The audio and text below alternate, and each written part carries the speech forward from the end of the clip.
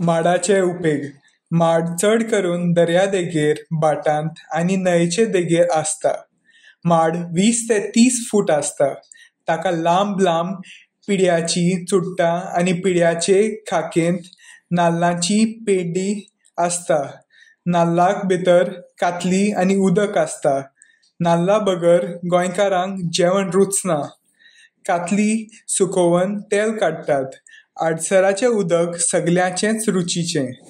सोण्णाचो खातो घेवन सूंब, राजू आनी झाडाक कोकोपीट करतात.